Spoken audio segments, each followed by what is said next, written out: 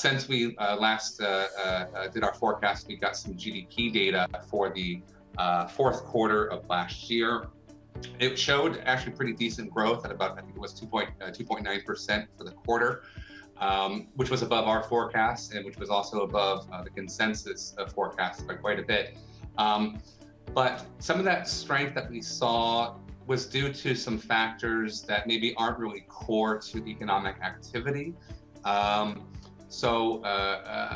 We did see a growth for consumption expand for the full quarter, but a lot of that was due to strength that we saw in October.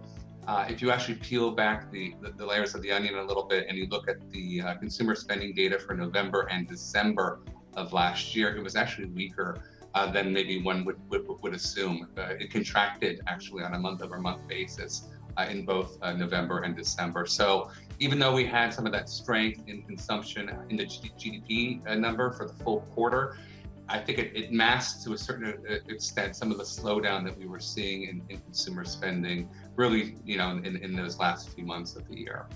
Also, we had a very, very large uptick in private inventories for the quarter.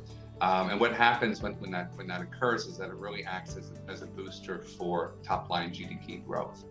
And then one of the other factors I think that was really important for the quarter was that we had both imports and exports contract for the full quarter, but exports contracted even more than exports did. And what happens when that occurs, it actually boosts top-line GDP growth as well.